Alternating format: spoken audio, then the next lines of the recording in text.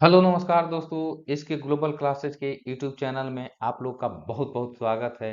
दोस्तों, आज हम लोग दिल्ली पुलिस की general knowledge plus current affair की प्रैक्टिस सेट 3 देखेंगे, जो कि आप लोग के परीक्षा के लिए बहुत ही महत्वपूर्ण है।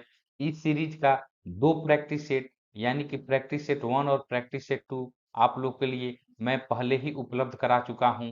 तो हर बार की भांति इसमें भी 50 बहुत ही महत्वपूर्ण क्वेश्चन है, जो आपकी आगामी होने वाली दिल्ली पुलिस कांस्टेबल परीक्षा के लिए बहुत ही महत्वपूर्ण है। तो दोस्तों, वीडियो के अंत तक बने रहें और 50 महत्वपूर्ण प्रश्नों को देखकर अपनी तैयारी को काफी शानदार तरीके से आगे बढ़ाइए। तो वीडियो के आप लोग अंत तक बने रहिए और चैनल पर दोस्त नए हैं आप लोग तो चैनल को जरूर सब्सक्राइब कर लीजिए, क्योंकि आपका यही लाइक शेयर और सब्सक्राइब जो है मुझे अगला वीडियो लाने के लिए मोटिवेशन प्रदान करता है। तो चलिए पहला प्रश्न को देखेंगे शानदार तरीके से। पहला प्रश्न है कि चलती हुई बस जब अचानक ब्रेक लगाती है तो उसमें बैठे हुए यात्री आगे की दिशा में गिरते हैं, इसको किसके द्वारा समझाया जा सकता है? ऑप्शन ए है सापेक्षता सिद्धांत, ऑप्शन बी न्यूटन का पहला नियम, ऑप्शन सी न्यूटन का दूसरा नियम, ऑप्शन डी न्यूटन का तीसरा नियम। तो इन तीनों नियमों में से कौन सा नियम है जिसके चलते यह घटना होती है? तो चलिए आप लोग इसका आंसर आप लोग बताइए। कमेंट बॉक्स में ही मेरे साथ बताते चलिए कि जैसे ही मैं प्रश्न बता रहा हूँ आप लोग कमेंट बॉक्स में उसको आंसर लिख दीजिए और मैं तुरंत इसको अपना आंसर बताऊंगा जो सही वाला आंसर होगा। तो चलिए इस प्रश्न का जो सही जवाब होगा यह दोस्तों यह हो जाएगा न्यूटन के पहला नियम से। यह जो है चलती हुई बस जब अचानक ब्रेक लगाती है तो उसमें बैठे हुए यात्री जो हैं वो आगे की तरफ गिरते हैं। तो इसका ऑप्शन बी जो है वो बिल्कुल सही जवाब हो जाएगा। चलिए नेक्स्ट क्वेश्चन की ओर चलते हैं हम लोग। क्वेश्चन नंबर 2 है, यह देखिए करंट अफेयर का क्वेश्चन यहीं पर आ गया। करंट अफेयर का क्वेश्चन है कि 12वें विश्व हिंदी सम्मेलन का आयोजन किस देश में किया गया? ये विश्व हिंदी सम्मेलन जो हुआ इसका पूछ रहा है कि कौन से देश में ये आयोजन किया गया। ऑप्शन ए है फिजी, बी नेपाल, सी मॉरिशस, डी यूएसए। तो इसका सही जवाब क्या हो जाएगा? तो दोस्तों, इस प्रश्न का जो सही जवाब हो जाएगा वो हो जाएगा फिजी हो जाएगा। कि जो विश्व हिंदी सम्मेलन जो है यह फिजी में हुआ था, फिजी में आयोजित किया गया था। और यह जो है 12वां हिंदी सम्मेलन है, इसको भी आप लोग याद रख लीजिएगा। एग्जामिनर आप लोगों से कहीं से भी घुमा कर पूछ सकता है कि विश्व हिंदी सम्मेलन का यह कौन सा संस्करण था फिजी में जो आयोजित हुआ। तो यह 12वां संस्करण है। तो चलिए, कैसे भी क्वेश्चन एग्जामिनर पूछे, बस आप लोग को कंसेप्ट अच्छे से याद रखना है और इसी तरह शानदार तरीके से प्रैक्टिस करना है। आज आप लोग का जो प्रैक्टिस है मैं थोड़ा सा आप लोग को जो यह प्रैक्टिस सेट है जल्दी जल्दी करा रहा हूँ, इसलिए ताकि कम समय में आप लोग 50 प्रश्नों को बहुत ही शानदार तरीके से तैयारी कर लें। तो चलिए तीसरा प्रश्न को हम लोग देखेंगे। तीसरा प्रश्न है कि पहाड़ी काटकर एलोरा के विश्व विख्यात कैलाश मंदिर का निर्माण कराया था। किसने कराया था ये एलोरा का यह जो पहाड़ी काटकर एलोरा के विश्व विख्यात कैलाश मंदिर है, तो इसका निर्माण किसने कराया था? ऑप्शन ए कदम्ब ने, बी राष्ट्रकूटों ने, सी चोल ने, डी चेर ने। तो इस ऑप्शन में से कौन सा ऑप्शन आप लोग को सही लग रहा है, इसको जरूर कमेंट बॉक्स में लिखिएगा। तो इस क्वेश्चन का जो सही जवाब है वो मैं चलिए बता दे रहा हूँ। इस क्वेश्चन का सही जवाब हो जाएगा राष्ट्रकूटों ने यह जो है एडोरा के विश्व विख्यात कैलाश मंदिर का निर्माण कराया। तो आप लोग इसको एकदम रैपिड फायर राउंड की तरफ चलिए, एकदम क्वेश्चन में बता रहा हूँ तुरंत उसका आंसर टाइप कर दीजिए, क्योंकि यह क्वेश्चन जो है आप लोग की तैयारी को दर्शाएगा कि आप लोग की तैयारी कितना में है, क्योंकि बहुत समय अब बच नहीं गया है। तो चलिए नेक्स्ट क्वेश्चन को देखेंगे। क्वेश्चन नंबर 4 कि गन्ने का लाल सड़ांध रोग यानी कि रेड रॉट इसको बोला जाता है। जो गन्ने में रेड रॉट रोग जो होता है वो किसके कारण बनता है? वह किसके कारण बनता है? जो रेड रॉट जो होता है वो किसके कारण होता है? इस टाइप से भी क्वेश्चन पूछ सकता है। तो इसका सही जवाब देखिए, 4 ऑप्शन आप लोग को दिए हुए हैं, ठीक है ना? इन चारों ऑप्शन में से कौन सा ऑप्शन आप लोग को होगा? इन चारों ऑप्शन में से कौन सा ऑप्शन होगा आप लोगों को? तो ऑप्शन ए जो है यह कालेटो ट्राइकम फाइलकेटम जो है यह कालेटो ट्राइकम फैल्क्रम जो है यह इसका सही जवाब हो जाएगा। ऑप्शन ए जो है इसका सही जवाब हो जाएगा। तो चलिए नेक्स्ट क्वेश्चन की ओर बढ़ेंगे हम लोग। नेक्स्ट क्वेश्चन, क्वेश्चन नंबर 5 है कि अंग्रेज घुसपैठियों ने भारत के करघे को तोड़ डाला और चरखे को नष्ट कर दिया, यह कथन किसका है? यह जो कथन है कि अंग्रेज घुसपैठियों ने भारत के करघे को तोड़ डाला और चरखे को नष्ट कर दिया, यह कथन किसका है? तो यह जो महत्वपूर्ण कथन है मेरे भाई, यह जो है कार्ल मार्क्स का कथन है। किसका है? यह कार्ल मार्क्स के द्वारा यह कहा गया। ठीक है, तो चलिए हम लोग नेक्स्ट क्वेश्चन की ओर चलेंगे। क्वेश्चन नंबर 6 देखिए क्या है कि हरित गृह प्रभाव का अर्थ क्या है? हरित गृह प्रभाव प्रभाव जो है इसका क्या अर्थ है? यानी कि ग्रीन हाउस इफेक्ट भी इसको बोलते हैं। अंग्रेजी की बात करें हम लोग तो इसी को हम लोग ग्रीन हाउस इफेक्ट बोलेंगे। ग्रीन हाउस इफेक्ट इसको बोलेंगे। तो ऑप्शन ए है कि वायुमंडल में ग्रीन हाउस गैसों के घनीकरण के कारण वायुमंडल के तापमान का बढ़ना। ऑप्शन बी है घटते हुए तापमान में सब्जियों तथा फूलों का उत्पादन। ऑप्शन सी है शीशे के मकानों में खाद्य फसलों का उत्पादन। ऑप्शन डी इनमें से कोई नहीं। तो इस प्रश्न का सही जवाब क्या हो जाएगा? तो इस प्रश्न का सही जवाब हो जाएगा आपको यह ऑप्शन ए हो जाएगा। वायुमंडल में ग्रीन हाउस गैसों के घनीकरण के कारण वायुमंडल के तापमान बढ़ना जो होता है इसी को हम लोग ग्रीन हाउस इफेक्ट या हरित गृह प्रभाव कहते हैं। चलिए नेक्स्ट क्वेश्चन की ओर हम लोग चलते हैं। क्वेश्चन नंबर 7 क्या कह रहा है कि वह प्रथम भारतीय शासक कौन था जिसने तुर्क आक्रांता मोहम्मद गोरी का सामना हुआ और जिसने मोहम्मद गोरी को परास्त किया? प्रश्न जो है वह प्रथम भारतीय शासक कौन जिससे तुर्क आक्रांता मोहम्मद गोरी का सामना हुआ और जिसने मोहम्मद गोरी को परास्त किया? ठीक है, ये प्रश्न है। तो इस प्रश्न का सही जवाब देखिए, चार ऑप्शन आप लोग के पास दिए हुए हैं। Bhim one, Bhim two, option C Kumarpal, Jai Singh, post में सिंहराज है ये। तो इन चारों ऑप्शनों में से कौन सा ऑप्शन इसका सही जवाब हो जाएगा?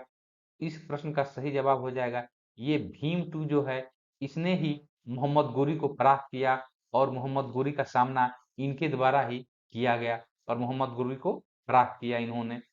चलिए नेक्स्ट क्वेश्चन की ओर चलते हैं।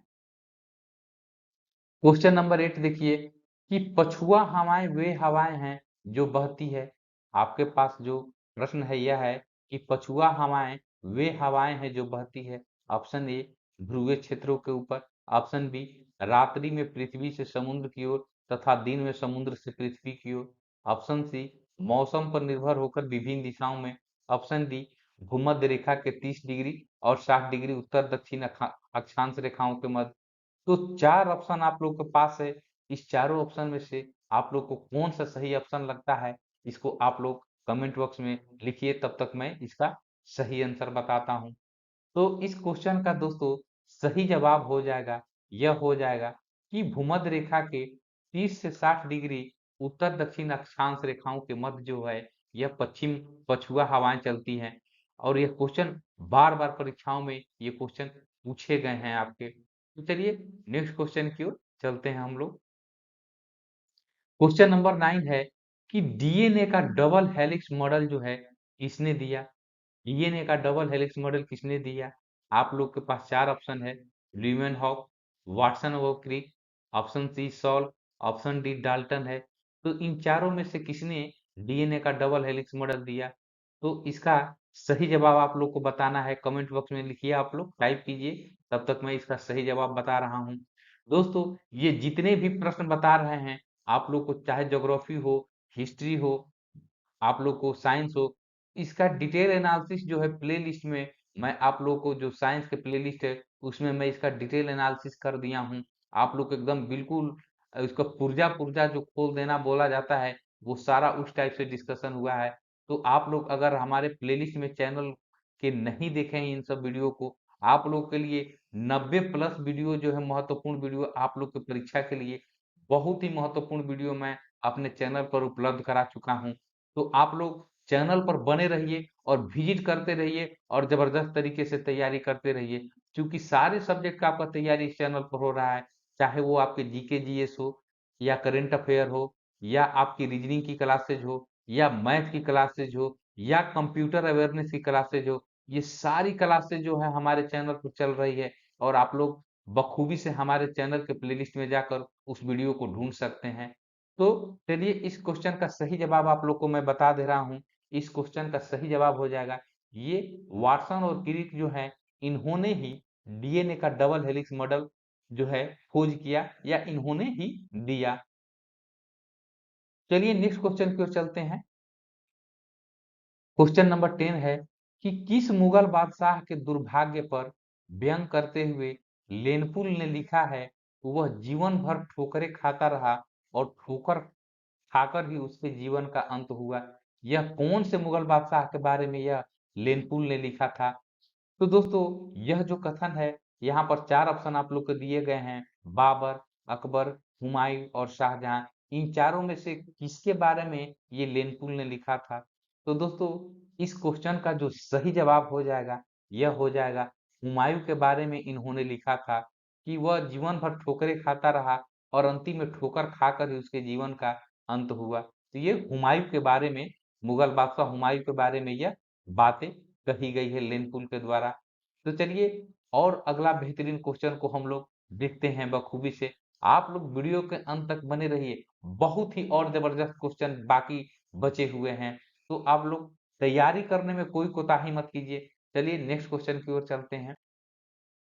क्वेश्चन नंबर 11 है आप लोग को कि निम्नलिखित में से कौन सा एक जीव चावल की फसल के लिए जैव उर्वरक का कार्य करता है?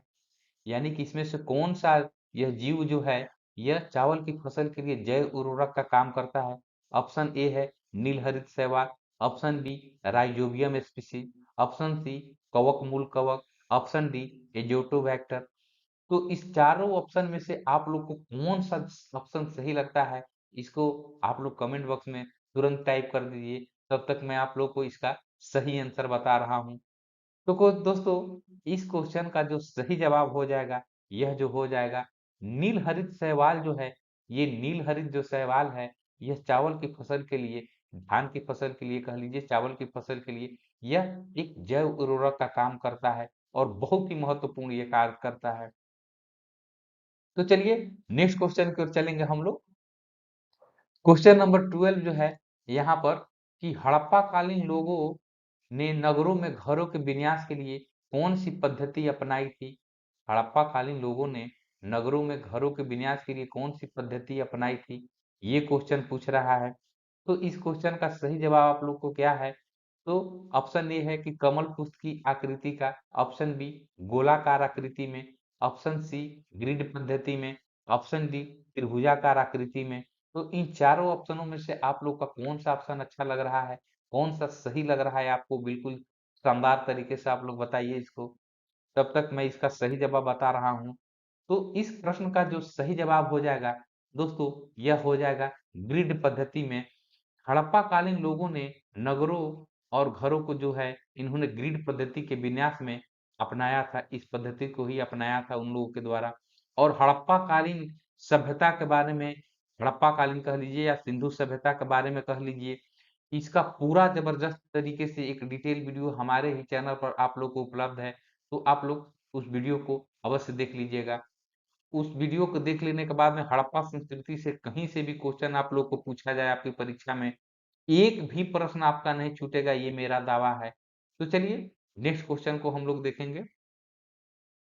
क्वेश्चन नंबर 13 है कि ठंड के दिनों में लोहे के गुटके और लकड़ी के गुटके को प्रातः काल में छुए तो लोहे का गुटका ज्यादा ठंडा लगता है, क्योंकि यहाँ पर चार ऑप्शन आप लोगों को है।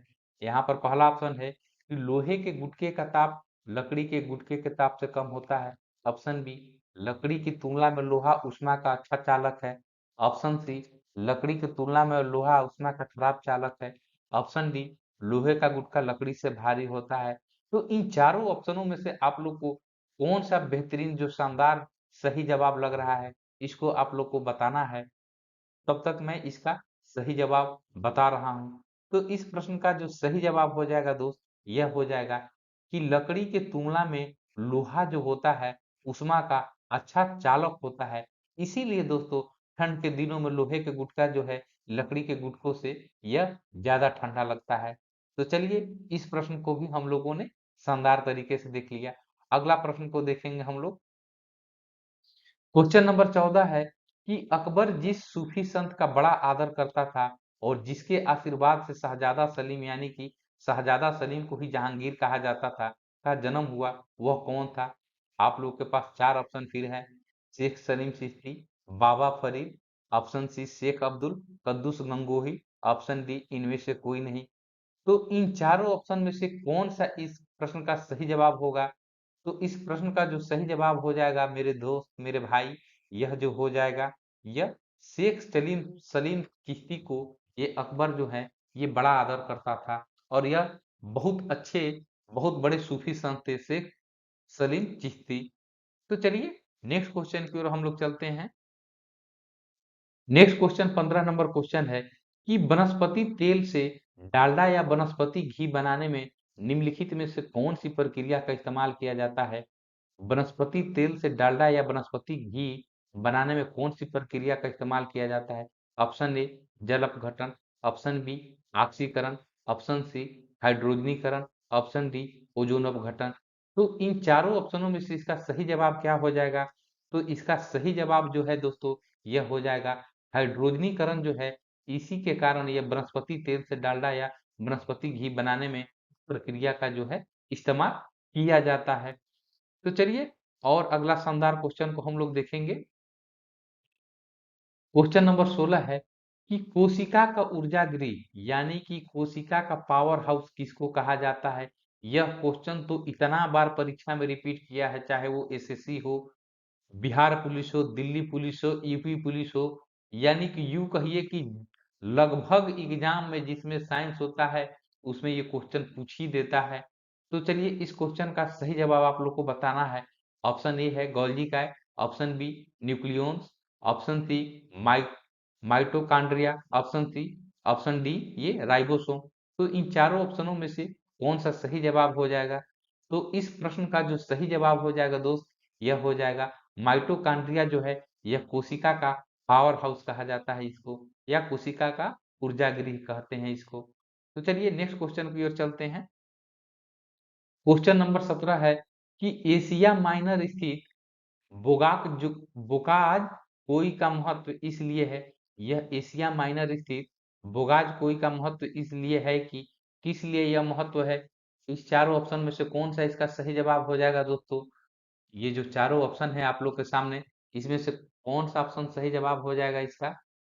तो ऑप्शन देखिए यहाँ पर जो ऑप्शन ए है कि यहाँ पर जो अभिलेख प्राप्त हुए हैं उनमें चार वैदिक देवताओं इंद्र, वरुण, मित्र, नाक्ष का उल्लेख जो है मिलता है किसमें? एशिया माइनर में। ठीक है ना? तो इसीलिए यह बहुत ही महत्वपूर्ण जो है अभिलेख है एशिया माइनर का। तो चलिए नेक्स्ट क्वेश्चन को हम लोग देखेंगे। क्वेश्चन नंबर 18 देखिए यहाँ पर इकोनॉमी से भी क्वेश्चन आ गया, यानी कि अर्थशास्त्र से भी क्वेश्चन आ गया कि सकल राष्ट्रीय उत्पाद माइनस मूल्य ह्रास जो होता है यह किसके बराबर होता है? सकल राष्ट्रीय उत्पाद माइनस जो मूल्य ह्रास होता है यह किसके बराबर होता है? यह प्रश्न पूछ रहा है। तो दोस्तों इसी को हम लोग निबल राष्ट्रीय उत्पाद कहते हैं। क्या कहते हैं? इसी को हम लोग निबल राष्ट्रीय उत्पाद कहते हैं। सकल राष्ट्रीय उत्पाद माइनस मूल्य ह्रास बराबर निबल राष्ट्रीय उत्पाद हो जाएगा। ठीक है, चलिए नेक्स्ट क्वेश्चन की ओर हम लोग चलेंगे। क्वेश्चन नंबर 19 है कि भारत ने सालाना 12 चीतों को भारत लाने के लिए किस देश के साथ समझौता ज्ञापन पर हस्ताक्षर किया है? यानी अपना देश भारत जो है किस देश के साथ समझौता किया है हर वर्ष 12 चीतों को लाने के लिए? तो दोस्तों यह क्वेश्चन कंफ्यूजन वाला है, आप लोग कंफ्यूजन में इस क्वेश्चन को गलत जवाब मत कीजिएगा। यह करेंट अफेयर का क्वेश्चन है, यह करेंट अफेयर का क्वेश्चन है। तो इस प्रश्न का जो सही जवाब हो जाएगा यह हो जाएगा दक्षिण अफ्रीका। ये दक्षिण अफ्रीका हो जाएगा। लेकिन बहुत सारे दोस्त जो कंफ्यूजन में हैं वो लगा देंगे नामीबिया, क्योंकि नामीबिया से भी यह चीते जो हैं भारत लाए गए थे। लेकिन भारत ने हर एक साल 12 चीतों को लाने के लिए ये दक्षिण अफ्रीका से समझौता ज्ञापन पर हस्ताक्षर किए हैं। तो इस चीज को आप लोग ध्यान में रखिएगा कि नामीबिया गलत आंसर आप लोग मत करके आ जाइएगा। चलिए नेक्स्ट क्वेश्चन को देखते हैं। क्वेश्चन नंबर 20 जो है यह है कि विश्व का पहला गणतंत्र वैशाली में किसके द्वारा स्थापित किया गया। विश्व में जो पहला गणतंत्र है यह वैशाली में किनके द्वारा स्थापित किया गया। ऑप्शन है मौर्य है, नंद, गुप्त, लिच्छवी। इन चारों में से किसके द्वारा यह स्थापित किया गया। तो दोस्तों आज का जो मैं आप लोग के क्वेश्चन जो करा रहा हूँ, आप लोग को कैसा लग रहा है, आप लोग बिल्कुल कमेंट बॉक्स में लिखिएगा। और आप लोग चैनल को लाइक शेयर और सब्सक्राइब करना मत भूलिएगा, क्योंकि यही मुझे मोटिवेशन प्रदान करता है इस तरह के आप लोग को प्रैक्टिस सेट लाने के लिए। और एक प्रैक्टिस सेट लाने में बहुत ही मेहनत करना पड़ता है, क्योंकि एक ही जगह से मैं कॉपी पेस्ट करने वाला काम करता नहीं हूँ। आप लोग कोई भी अपना सेट उठाकर देख लीजिएगा कि ये कहीं का कॉपी पेस्ट नहीं है। ये एक एक प्रश्न जो है हर एक चैप्टर से आप लोग के सिलेबस के अनुसार एकदम चुन चुन कर यह मैं प्रश्नों को कराता हूँ। तो चलिए इस प्रश्न का सही जवाब हम लोग को देना है। तो दोस्तों इस प्रश्न का सही जवाब हो जाएगा यह लिच्छवी हो जाएगा, कि विश्व का पहला गणतंत्र जो है वैशाली में लिच्छवी नरेश के द्वारा स्थापित किया गया था। ये लिच्छवी के द्वारा स्थापित किया गया था। चलिए नेक्स्ट क्वेश्चन को हम लोग देखेंगे। क्वेश्चन नंबर 21 है कि किसकी उपस्थिति के कारण चूने का पानी वायु में रखने पर दूधिया हो जाता है। किसकी उपस्थिति के कारण चूने का पानी वायु में रखने पर दूधिया हो जाता है। तो इस प्रश्न का जवाब आप लोग को देना है। ऑप्शन है carbon dioxide, option B nitrogen, option C oxygen, option D sulphur dioxide. तो इन चारों ऑप्शनों में से कौन इसका बेहतरीन सटीक जवाब हो जाएगा। तो चलिए इसका मैं आंसर बता दे रहा हूँ। इस प्रश्न का जो सही जवाब हो जाएगा दोस्त, यह हो जाएगा कार्बन डाइऑक्साइड। तो देखिए कितना शानदार क्वेश्चन, यह साइंस का क्वेश्चन है। और ये क्वेश्चन सिर्फ दिल्ली पुलिस के लिए ही आप लोग को नहीं, मैं नहीं कह रहा हूँ। आप लोग को जितना भी एग्जाम, चाहे वो बिहार पुलिस हो, बिहार एसआई दरोगा हो, बिहार एसएससी जो सीजीएल इंटर लेवल का होने वाला है उसके लिए आप लोग कह लीजिए, यूपी पुलिस के लिए कह लीजिए, एग्जाम के लिए, सभी एग्जाम के लिए प्रश्न बहुत ही महत्वपूर्ण है। लेकिन आप लोग के दिल्ली पुलिस के सिलेबस के अनुसार से मैं इस प्रश्नों को सेट किया हूं। तो चलिए नेक्स्ट क्वेश्चन की ओर हम लोग चलते हैं। क्वेश्चन नंबर 22 है कि किस श्रीलंकाई शासक ने आपने आपको मौर्य सम्राट अशोक के आदर्शों के अनुरूप ढालने की कोशिश की। तो वो कौन सा श्रीलंकाई शासक है जिसने मौर्य सम्राट अशोक के आदर्शों के अनुरूप ढालने की कोशिश की। इस प्रश्न का सही जवाब आप लोग को देना है। प्रश्न आप लोग को है कि महाबली, option B Veer Singh, option C तीस, ऑप्शन डी राणा सिंह। तो ये चारों आप लोगों को बताना है, इसका ऑप्शन कौन सा सही हो जाएगा। तो इस प्रश्न का जो सही ऑप्शन हो जाएगा दोस्त, यह हो जाएगा 30 हो जाएगा। कौन सा हो जाएगा, यह जो श्रीलंका के शासक तीस जो थे, इन्होंने ही अशोक के आदर्शों के अनुरूप अपने आप को ढालने की कोशिश की थी। नेक्स्ट क्वेश्चन की ओर चलेंगे हम लोग। नेक्स्ट क्वेश्चन है कि ऑप्शन क्वेश्चन 23 है कि भारत के संविधान के अंतर्गत किस आयु के बालों को किसी खान अथवा अन्य संकटमय सेवा में लगाए जाने का प्रतिषेध किया गया है। यह कौन सा भाई, कितने वर्ष के आयु से कम के बच्चों को ये एकदम बिल्कुल निषेध है, जो भारतीय संविधान के द्वारा निषेध किया गया है। और इंडियन पॉलिटी में इस क्वेश्चन को मैं इतने अच्छे से समझाया हूँ, कौन से आर्टिकल के अनुसार, कौन से अनुसूची में, ये सारा चीज वहां पर मैं बता दिया हूँ। तो इसलिए ही मैं दोस्तों आप लोग के लिए कह रहा हूँ, आप लोग चैनल का जो प्लेलिस्ट में आप लोग को जो वीडियो है, आप लोग उसको भी अवश्य देख लीजिएगा। तो चलिए इस क्वेश्चन का सही जवाब मैं बता रहा हूँ। इस क्वेश्चन का सही जवाब हो जाएगा कि 14 वर्ष से जो कम के जो बच्चे होते हैं, उन लोगों को अन्न संकटमय सेवा में या किसी भी खान या खदान में लगाने जाने के लिए भारतीय संविधान द्वारा एकदम निषेध किया गया है। ठीक है, चलिए नेक्स्ट क्वेश्चन को देखेंगे। क्वेश्चन 24 है कि गन पाउडर जो है किसका मिश्रण से बनता है। जो गन पाउडर है, ये गन पाउडर की यहाँ पर बात की जा रही है। तो गन पाउडर किसका मिश्रण होता है दोस्तों, तो ये सब लोग हम लोग जानते हैं कि गन पाउडर जो है यह ऑप्शन 30 का सही जवाब हो जाएगा। ये चारकोल, सल्फर और पोटेशियम नाइट्रेट का यह गन पाउडर जो है यह मिश्रण होता है। किसका, चारकोल, सल्फर एवं पोटेशियम नाइट्रेट का। चलिए नेक्स्ट क्वेश्चन को हम लोग देखेंगे। क्वेश्चन नंबर 25 है कि बौद्ध धर्म एवं जैन धर्म दोनों के उपदेश किसके शासन काल में दिए गए थे? बहुत ही इंपॉर्टेंट क्वेश्चन है दोस्तों, कई बार ये तो बीपीएससी में भी पूछा हुआ है, बिहार दरोगा में भी, दिल्ली पुलिस में भी आप लोग प्रीवियस ईयर देख लीजिएगा। तो बौद्ध धर्म एवं जैन धर्म दोनों के उपदेश किसके शासन काल में दिए गए थे? ऑप्शन आप लोग के पास है Bimbisara, option B Ashoka, option C Bindusara, option D Akbar. तो इन चारों ऑप्शनों में से ये कौन सा सही जवाब हो जाएगा, ये आप लोग को बताना है। तो इस ऑप्शन का सही जवाब, इस क्वेश्चन का सही जवाब हो जाएगा, ऑप्शन बोल रहे हैं सॉरी इसके लिए, इस क्वेश्चन का सही जवाब हो जाएगा ये ऑप्शन ए, ये बिंबिसार हो जाएगा। ठीक है ना, बिंबिसार। ये बिंबिसार और बिंदुसार जो है हमेशा आप लोग को कंफ्यूज करते हैं, तो कंफ्यूज मत होइएगा। यह बिंबिसार जो है यह हर्यक वंश से संबंध रखते हैं, और यह बिंदुसार जो है यह किससे, यह मौर्य वंश से संबंध रखते हैं। ठीक है ना, अकबर को तो आप लोग जानते ही हैं, ये मुगल वंश से हो गए। अशोक है, ये भी मौर्य वंश से हो गए। तो चलिए इसको मैं यहाँ पर जरूरी समझा बता दिया। चलिए नेक्स्ट क्वेश्चन की ओर चलेंगे हम लोग। अब क्वेश्चन नंबर 26 है यह, कि अवतल लेंस हमेशा किस प्रकार का प्रतिबिंब बनाता है? अवतल लेंस किस प्रकार का प्रतिबिंब बनाता है? ऑप्शन ए है वास्तविक प्रतिबिंब, ऑप्शन बी आभासी प्रतिबिंब, ऑप्शन सी वस्तु की विशेषता के अनुरूप प्रकार का प्रतिबिंब, ऑप्शन डी लेंस के वक्रता के अनुरूप प्रकार का प्रतिबिंब। तो इन चारों ऑप्शन में से कौन सा आप लोग का सही जवाब हो जाएगा, इस प्रश्नों को बताना है, इस प्रश्न का आंसर।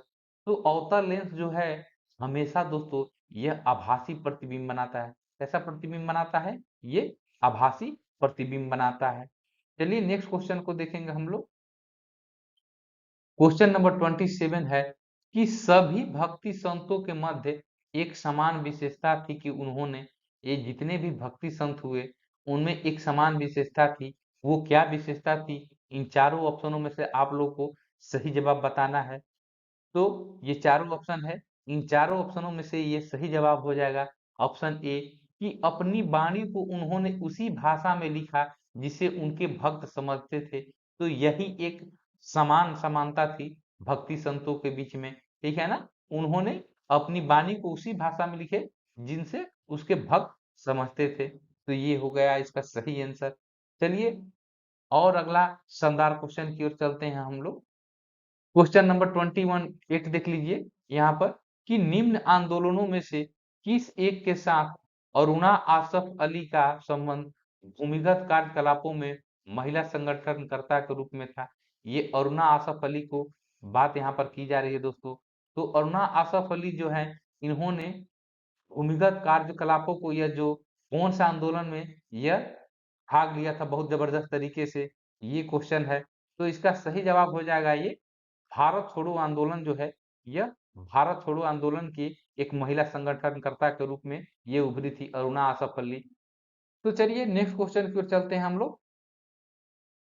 क्वेश्चन नंबर 29 है कि रेड डाटा बुक जो है उन जातियों के बारे में जानकारी देता है, किनके बारे में यह जानकारी देता है आप लोगों को? यहाँ पर आप लोग ऑप्शन देख लीजिए, केवल विलुप्त जीव जंतु, संकटापन्न जंतु, ये खतरनाक है, बिरली है, ये किसके बारे में यह जानकारी देता है रेड डाटा बुक? आप लोग बताइए इसका आंसर।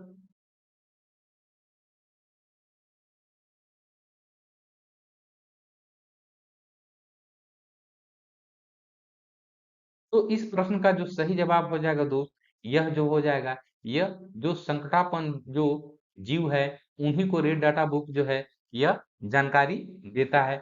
किनका जानकारी देता है? जो संकटापन्न जो यह जीव जंतु हैं इनको बारे में जानकारी देता है। तो चलिए अब हम लोग नेक्स्ट क्वेश्चन देखेंगे, कि यह तो रेड डाटा बुक वाला हम लोग देख ही लिए, लेकिन अगर इससे कभी कभी क्वेश्चन एक और पूछ देता है दोस्तों, कि रेड डाटा बुक जो है ये किसके द्वारा जारी किया जाता है? यह क्वेश्चन शायद इस बार का बीपीएससी का जो टीचर का एग्जाम हुआ था उसमें यह क्वेश्चन पूछा था कि रेड डाटा बुक को किसके द्वारा जारी किया जाता है। तो दोस्तों यह जारी किया जाता है, यह आईयूसीएन के द्वारा इसको जारी किया जाता है। किसके द्वारा जारी किया जाता है इसको? आईयूसीएन के द्वारा इसको जारी किया जाता है। मैं लिख दे रहा हूं आईयूसीएन, इसके द्वारा इसको जारी किया जाता है। ठीक है ना, तो चलिए, और नेक्स्ट क्वेश्चन हम लोग देखेंगे। नेक्स्ट क्वेश्चन 30 है कि निम्नलिखित में से कौन सा अभिलेख कालिंग नरेश खारवेल से संबंधित है। यहाँ पर 4 अभिलेख जो हैं आप लोग को दिए गए हैं। हाथी गुफा, जूनागढ़, नानाघाट, नासिक। इन चारों अभिलेखों में से कौन सा कालिंग नरेश खारवेल से संबंधित है, इस प्रश्न का आप लोग को जवाब देना है। तो दोस्तों, यह जो हाथी गुफा है, यही अभिलेख जो है कालिंग नरेश खारवेल से संबंधित है। ठीक है, चलिए नेक्स्ट क्वेश्चन की ओर चलेंगे हम लोग। क्वेश्चन नंबर 31 है कि 74वें गणतंत्र दिवस। देखिए यह क्वेश्चन में कितना क्वेश्चन आप लोग को बन जा रहा है कि अगर पूछेगा कि 2023 में कौन सा गणतंत्र दिवस मनाया गया, तो 74वां गणतंत्र दिवस मनाया गया। ठीक है ना। उसमें देखिए 3 पुरस्कारों की घोषणा की गई, जिसमें 6 पद्म पुरस्कार, 9 पद्म भूषण और कितने पद्मश्री की घोषणा की गई, ये क्वेश्चन पूछ रहा है। यानी कि यहाँ पर आप लोग को पूछ रहा है कि ये कितने पद्मश्री की घोषणा की गई, ये प्रश्न पूछ रहा है। तो आप लोग देखिए इसमें कितना क्वेश्चन बन गया। एक तो 74वां गणतंत्र दिवस अपना देश मनाया, दूसरा 6 जो पद्म है, 9 पद्म भूषण है, और पद्मश्री की संख्या जो है इसमें कितना है, ये क्वेश्चन है। तो दोस्तों यह 91 जो है पद्मश्री जो है ये मिला है। ठीक है ना। ये पद्म जो हो गया, यह हो गया आप लोग को 6 पद्म भूषण। पद्म भूषण जो है यह कितना हो गया आप लोग को, 9 हो गया। और यहाँ पर पद्मश्री की बात की जा रही है, पद्मश्री जो हो गया ये कितना, 91 हो गया। ठीक है ना। अगर इसको मिलाइएगा तो टोटल कितना हो जाएगा, 106 जो हो जाएगा, ये आप लोग का सही जवाब हो जाएगा। ठीक है ना। 6 पद्म, 9 पद्म भूषण और 91 पद्मश्री। चलिए नेक्स्ट क्वेश्चन की ओर चलते हैं। नेक्स्ट क्वेश्चन 32 है कि उस क्षेत्र की पहचान करें जहां से यूरोप वासियों को सर्वोत्तम सोरा और अफीम प्राप्त होता था। वो कौन सा क्षेत्र है दोस्तों, इन चारों में से बिहार, गुजरात, बंगाल और मद्रास में से कौन सा क्षेत्र है जहां पर यूरोप वासियों को सर्वोत्तम सोरा और अफीम से प्राप्ति होती थी। तो दोस्तों इस प्रश्न का जो सही जवाब हो जाएगा यह बिहार हो जाएगा। ये जो बिहार से उन लोगों को सर्वोत्तम सोरा और अफीम की प्राप्ति होती थी। चलिए नेक्स्ट क्वेश्चन को चलते हैं। क्वेश्चन नंबर 33 है कि हाल ही में फिल्म आरआरआर, देखिए यह बहुत ही महत्वपूर्ण प्रश्न है। आरआरआर से क्वेश्चन आप लोग को इसको बहुत इंपॉर्टेंट वाले में रख लीजिए, इससे क्वेश्चन एकदम बिल्कुल बन सकते हैं आपकी परीक्षा में। कि हाल ही में फिल्म आरआरआर के सॉन्ग नाटू नाटू को गोल्डन ग्लोब सॉन्ग अवार्ड मिला है। तो पूछ रहा है कि आरआरआर यानी ट्रिपल आर के निर्देशक कौन है। यहाँ पर यह जो आरआरआर जो फिल्म है, इसके निर्देशक को पूछा जा रहा है कि कौन है। ऑप्शन आप लोग के पास है Siddharth Anand, option B Sanjay Leela Bhansali, option C Vivek Agnihotri, option D S S Rajamouli. तो इन चारों में से कौन सा इसके निर्देशक हैं, तो इसका सही जवाब हो जाएगा ये एस एस राजामौली हैं। ठीक है ना। तो यह जो गोल्डन अवार्ड जो मिला दोस्तों, यह जो है नाटू नाटू को मिला। ठीक है ना। और इसको आप लोग ये भी कह सकते हैं कि यह जो नाटू नाटू है, इसको ऑस्कर पुरस्कार भी मिला। कौन सा मिला, ऑस्कर अवार्ड भी मिला। अगर इस तरह से क्वेश्चन पूछे तो भी आप लोग को कंफ्यूज नहीं होना है। यह ऑस्कर अवार्ड से यह काफी फेमस गाना हो गया जब जैसे ही इसको ऑस्कर अवार्ड मिला। ठीक है ना। तो नाटू नाटू सॉन्ग जो है अकादमी अवार्ड समारोह में यह तेलुगु फिल्म ट्रिपल आर के गाने नाटू नाटू को ओरिजिनल सॉन्ग कैटेगरी में इसको ऑस्कर अवार्ड से सम्मानित किया गया है। और दोस्तों यह जैसे ही सम्मानित किया गया एकदम छा गया यह गाना। तो चलिए नेक्स्ट क्वेश्चन की ओर चलते हैं। क्वेश्चन नंबर 34 है कि किसने उल्लेख किया है कि नंदों ने अपना कोष गंगा की धारा में छिपा रखा था। किसने उल्लेख किया है कि नंदों ने अपना कोष जो है गंगा की धारा में छिपा रखा था। इस प्रश्न का आप लोग को सही जवाब देना है। तो इसका 4 ऑप्शन है। यह है कि मामूल नाग, बी ऑप्शन है कि तुल्लक पियर, ऑप्शन सी है त्रिलुअर, ऑप्शन डी नकरार। तो इन चारों में से कौन सा इसका सही जवाब हो जाएगा, तो यह सही जवाब हो जाएगा, यह हो जाएगा कि मामूल नार जो है इन्होंने यह उल्लेख किया था कि नंदों ने अपना जो कोष जो है अपना जो राजकीय कोष है वो गंगा की धारा में छिपा कर रखा था। तो चलिए नेक्स्ट क्वेश्चन की ओर हम लोग चलते हैं। आप लोग 50 क्वेश्चन जो आप लोग को करा रहे हैं दोस्तों, यह देख लीजिए कि कितना कहाँ-कहाँ से मैं क्वेश्चन इसको चुन-चुन कर आप लोग के लिए इस प्रैक्टिस सेट में लाता हूँ। तो इतना जो मेहनत करता हूँ तो आप लोग के लिए इतना मेहनत तो बनता ही है कि आप लोग लाइक, शेयर और सब्सक्राइब वाले बटन पर आप लोग जरूर क्लिक कीजिए। तो चलिए नेक्स्ट क्वेश्चन की ओर शानदार तरीके से हम लोग देखेंगे। क्वेश्चन नंबर 35 है कि कार्बोरेटर का उपयोग होता है, यानी कि जो वाहनों में जो कार्बोरेटर होता है उसका क्या उपयोग होता है। ऑप्शन है ए है कि इंजन को पेट्रोल की आपूर्ति करना, ऑप्शन बी पेट्रोल के साथ हवा को मिश्रित करना, ऑप्शन सी पेट्रोल को शुद्ध करना, ऑप्शन डी हवा को शुद्ध करना।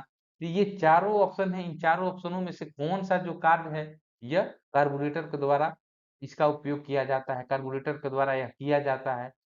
तो इस प्रश्न का जो सही जवाब हो जाएगा दोस्तों, यह हो जाएगा कार्बोरेटर का कार्य होता है, यह पेट्रोल के साथ हवा को मिश्रित करता है, यही इसका उपयोग होता है कार्बोरेटर का, पेट्रोल के साथ हवा को मिश्रित करना। चलिए नेक्स्ट क्वेश्चन की ओर चलते हैं।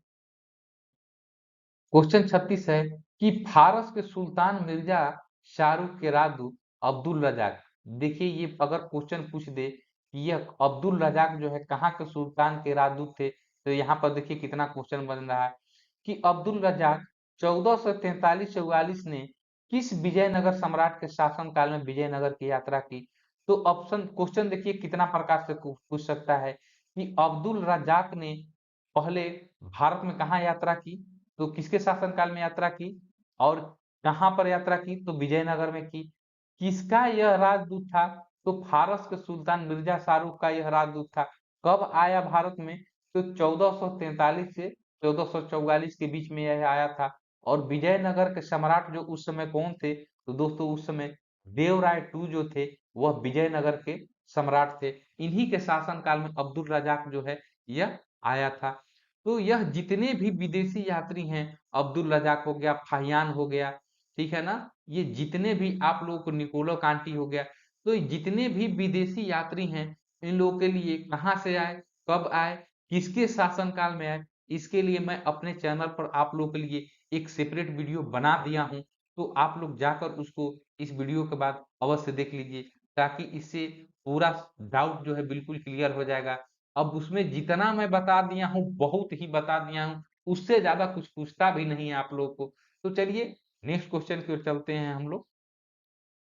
क्वेश्चन नंबर 37 है कि चांदी के बर्तन कुछ अवधि के बाद काले क्यों पड़ जाते हैं। यहाँ पर प्रश्न पूछ रहा है चांदी के बर्तन जो है कुछ अवधि के बाद काले क्यों पड़ जाते हैं।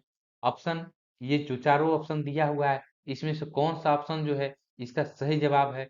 तो चांदी के जो बर्तन है ये क्यों काले पड़ जाते हैं, इसका सबसे सटीक जवाब ये हो जाता है दोस्त कि यह चांदी पर जो है सल्फाइड का लेप बन जाता है, जिसके कारण चांदी का बर्तन जो है कुछ अवधि के बाद काला पड़ने लगता है, काला दिखाई देने लगता है।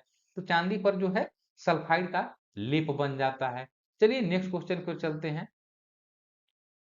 ऑप्शन नंबर ऑप्शन कह रहे हैं ये सॉरी, ये क्वेश्चन नंबर 38 है कि भारत संघ में शामिल राज्यों और संघ शासित क्षेत्रों का उल्लेख भारतीय संविधान के किस अनुसूची में है। ये प्रश्न पूछ रहा है।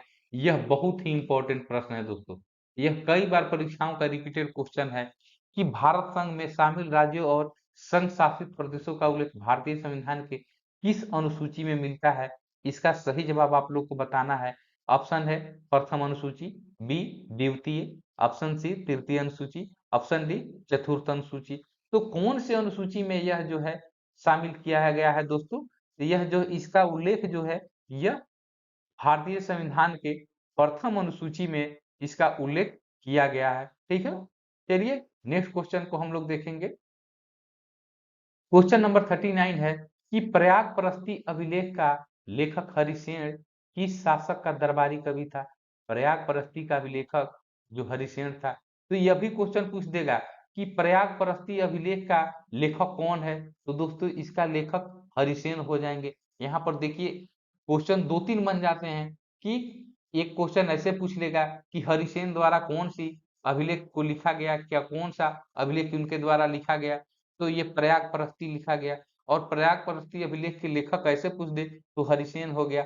लेकिन यहाँ पर पूछ रहा है कि हरिसेन जो है किस शासक का दरबारी कवि था, ये क्वेश्चन पूछा जा रहा है। तो इसका सही जवाब जो हो जाएगा दोस्त, यह हो जाएगा समुद्रगुप्त के यह दरबारी कवि थे। कौन? हरिसेन। चलिए नेक्स्ट क्वेश्चन की ओर चलेंगे हम लोग।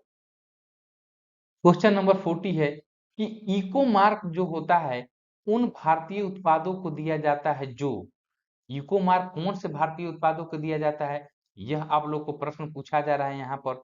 तो इको मार्क जो है दोस्तों, यह पर्यावरण के प्रति जो मैत्रीपूर्ण हो, यानी कि पर्यावरण को कोई नुकसान नहीं पहुंचाता हो, उसी को इको मार्क प्रोडक्ट का दर्जा दिया जाता है। उन्हीं को उस पर इको मार्क का साइन लगा रहता है, जो पर्यावरण के प्रति मैत्रीपूर्ण हो या पर्यावरण को कोई नुकसान नहीं पहुंचाते हो। तो चलिए नेक्स्ट क्वेश्चन की ओर चलते हैं हम लोग। क्वेश्चन नंबर 41 है कि लॉर्ड वेलेस्ली की सहायक संधि को स्वीकार करने वाला पहला मराठा सरदार था। तो देखिए यहाँ भी दो क्वेश्चन बन जाता है कि सहायक संधि किसके द्वारा यह लाया गया था। तो दोस्तों ये लॉर्ड वेलेस्ली हो जाएगा।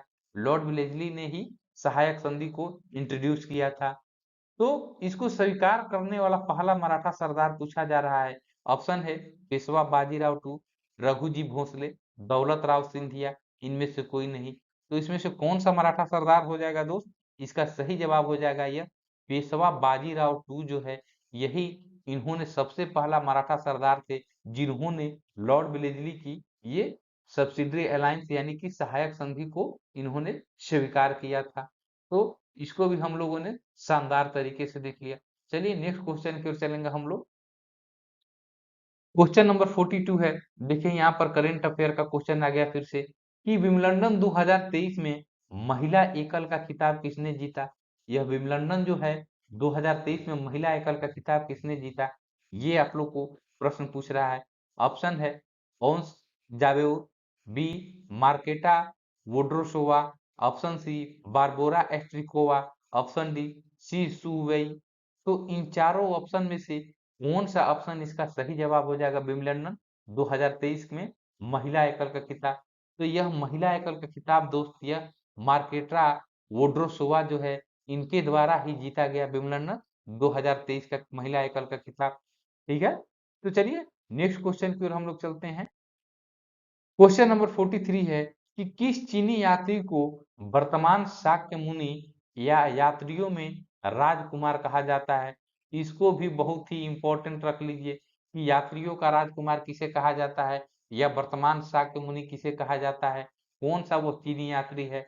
तो दोस्त वह चीनी यात्री जो है वह वेंगसंग जो है, वेंगसंग को ही यह जो यात्रियों में राजकुमार कहा जाता है या वर्तमान शाक्य मुनि कहा जाता है। तो यह वेनसांग जो थे यह चीनी यात्री थे। और वो जो विदेशी यात्रियों का जो मैं वीडियो बता रहा था, जो आप लोगों के लिए मैं बना चुका हूँ, उसको अपने चैनल पर उपलब्ध करा दिया हूँ।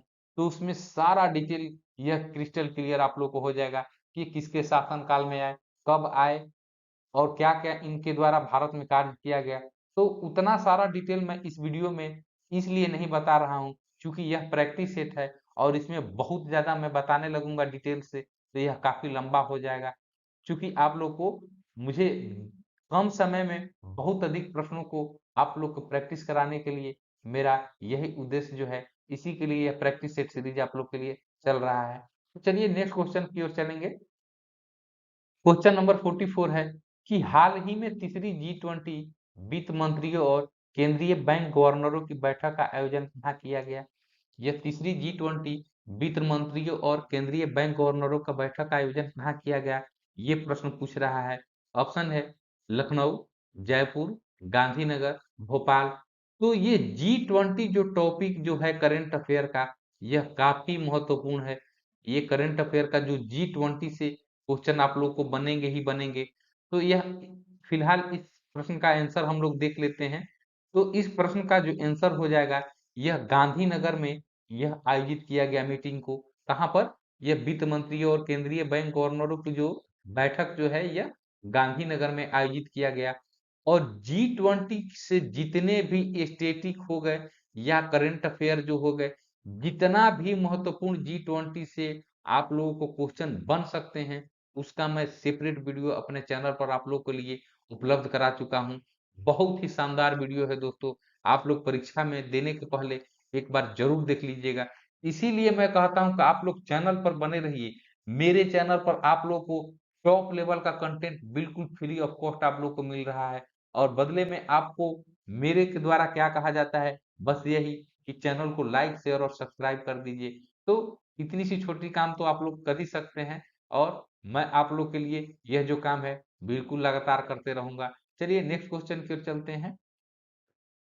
क्वेश्चन नंबर 45 है। देखिए, ये वह हिंद का युद्ध पूछ रहा है। यह क्वेश्चन जो है, यह वह हिंद का जो युद्ध है किनके बीच लड़ा गया, यह प्रश्न जो है, यह प्रश्न जो है, तो इसका सही जवाब क्या हो जाएगा? यहाँ पर 4 ऑप्शन आप लोग के पास है कि मोहम्मद गजनवी और आनंदपाल, मोहम्मद गजनवी और जयपाल, मोहम्मद गोरी और पृथ्वीराज चौहान, मोहम्मद गोरी और जयचंद। तो इन चारों में से किसके किसके बीच में यह वह हिंद का जो युद्ध है यह लड़ा गया था? यह कब से कब लड़ा गया यहाँ पर दे दिया गया है। 1008 से 1009 के बीच में यह युद्ध को लड़ा गया था और यह मोहम्मद गजनवी और आनंद पाल के बीच में यह युद्ध को लड़ा गया। कौन सा? वह हिंद का युद्ध। तो चलिए नेक्स्ट क्वेश्चन की ओर चलते हैं हम लोग। क्वेश्चन नंबर 46 है कि वर्ष 1905 में बंबई में भारत सेवक समाज यानी कि the servant of Indian society की स्थापना किसने की? 1905 में बंबई में भारत सेवक समाज की स्थापना किसने की? आपके पास ऑप्शन है Gopal Krishna Gokhale, option B Madan Mohan Malviya, option C Mahatma Gandhi, option D Bal Gangadhar तिलक। तो इन चारों में से किसके द्वारा यह जो स्थापना किया गया, तो इसका सही जवाब आप लोग को बताना है। तो दोस्तों, यह भारत सेवक समाज का जो यह स्थापना जो है, यह गोपाल कृष्ण गोखले जी के द्वारा किया गया। किसके द्वारा? गोपाल कृष्ण गोखले जी के द्वारा किया गया।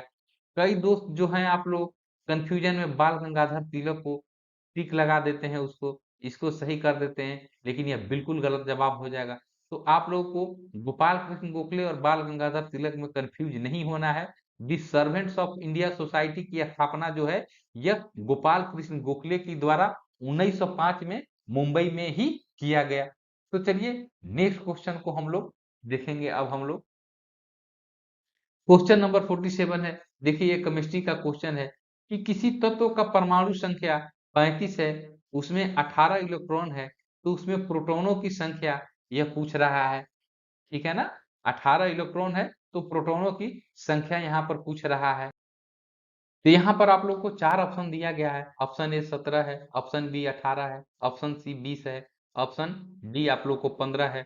तो परमाणु क्रमांक जो है आप लोग को पूछा जा रहा है, यानी परमाणु संख्या। तो परमाणु संख्या जो होता है दोस्तों, हमेशा नाभिक में उपस्थित प्रोटॉनों की संख्या के बराबर होता है। ठीक है ना? ये प्रोटॉनों की संख्या के बराबर होता है। उसमें इलेक्ट्रॉन और प्रोटॉन जो है दोनों नाभिक में बराबर मात्रा में होता है। तो यहाँ पर 18 इलेक्ट्रॉन पूछ रहा है कि 18 इलेक्ट्रॉन वहां पर मौजूद है, तो निश्चित ही उसमें प्रोटॉनों की संख्या जो है यह 18 होगी और यही प्रोटॉनों की जो संख्या है उसको हम लोग परमाणु संख्या कहते हैं। तो इसमें कहीं से कंफ्यूज नहीं होना है दोस्त, मेरे भाई। ठीक है? आप लोग को यही सही जवाब हो जाएगा परमाणु संख्या का। अगर वही परमाणु द्रव्यमान पूछ लेता है तो चलिए उसको मैं अलग वीडियो में बता दूंगा, परमाणु द्रव्यमान को, कि परमाणु द्रव्यमान के बारे में यह क्या क्या होता है।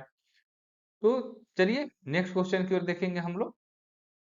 क्वेश्चन नंबर 48 है कि प्राचीन भारत में निम्नलिखित में से कौन सी एक लिपि दाईं ओर से बाईं ओर लिखी जाती थी? यानी कि इधर से ये दाहिने से, ये दाहिने से बाएं की ओर यह लिपि लिखने वाली कौन सी लिपि थी दोस्तों? ये जो बाएं दाईं ओर से बाईं ओर लिखी जाती थी। तो 4 ऑप्शन है यहाँ पर, ब्राह्मी लिपि, नंदनागरी लिपि, शारदा, खरुष्टी। तो इन चारों लिपियों में से इसका सही जवाब क्या हो जाएगा? तो दोस्त, इन चारों लिपियों में यह जो खरोष्टी लिपि है, यही प्राचीन भारत में यह लिपि थी जिसको दाईं ओर से बाईं ओर लिखा जाता था। कौन? खरोष्टी लिपि इसका सही जवाब हो जाएगा। चलिए नेक्स्ट क्वेश्चन की ओर चलते हैं। क्वेश्चन नंबर 49 है यहाँ पर कि किसे PETA India person of the year 2020 22 यानी कि 2022 में PETA India person of the year किसे चुना गया? तो दोस्तों आप लोग को 2023 के ही सिर्फ करंट अफेयर पर नहीं ध्यान देना है, आप लोग को 2022 के भी चुनिंदा करंट अफेयर पर भी ध्यान देना है, क्योंकि कहीं से भी क्वेश्चन पूछे जा सकते हैं। और करंट अफेयर की जो शानदार तैयारी है वो मैं अपने चैनल पर बहुत अच्छे तरीके से आप लोग के लिए 8 करंट अफेयर का वीडियो आप लोग के लिए अभी तक मैं उपलब्ध करा चुका हूं। तो खैर इस प्रश्न का सही जवाब आप लोग को बताना है। तो इस प्रश्न का जो सही जवाब हो जाएगा कि PETA India person of the year जो है 2022 जो है यह सोनाक्षी सिन्हा को चुना गया है। किसको? सोनाक्षी सिन्हा को चुना गया है। नेक्स्ट क्वेश्चन हम लोग देखेंगे। क्वेश्चन नंबर 50 है कि ब्रिटिश सरकार जो भारतीयों को आधुनिक शिक्षा देना चाहती थी, इसमें उनका उद्देश्य क्या था? ब्रिटिश सरकार जो है भारतीयों को आधुनिक शिक्षा देना चाहती थी, इसमें उनका क्या उद्देश्य था? तो दोस्तों उसमें भी उन लोगों का स्वार्थ था, और स्वार्थ ये था कि भारत में अपनी राजनीतिक सत्ता की नींव को सुदृढ़ करना जो था, यही उन लोगों का चाल था। इसलिए उन्होंने आधुनिक शिक्षा देना शुरू किया। तो यही उन लोगों का उद्देश्य था कि भारत में अपनी राजनीतिक सत्ता को नींव जो है उसकी सुदृढ़ की जाए। तो यही कारण था। तो 50 प्रश्नों को हम लोगों ने आज बहुत ही बेहतरीन तरीके से इस प्रैक्टिस सेट 3 में हम लोगों ने देख लिया। और आप लोगों के द्वारा जो यह सीरीज चल रहा है, आप लोग के द्वारा काफी प्यार दिखाया जा रहा है इस सीरीज पर। तो आप लोग इसी तरह इस चैनल पर प्यार दिखाते रहिए। और मैं आशा करता हूं कि आप लोगों में से जो दोस्त अभी तक सब्सक्राइब इस चैनल को नहीं किए हैं, वो बिल्कुल ही सब्सक्राइब कर लेंगे और अपने दोस्तों को शेयर कर देंगे। और लाइक और कमेंट करना तो बिल्कुल ही मत भूलिएगा। आज का वीडियो कैसा लगा इसके बारे में आप लोग जरूर कमेंट कीजिएगा। तो आज के लिए बस इतना ही दोस्तों। फिर अगली बार मैं एक और ऐसे ही शानदार वीडियो को लेकर आप लोग के लिए बहुत जल्द ही आऊंगा। तब तक के लिए जय हिंद दोस्तों।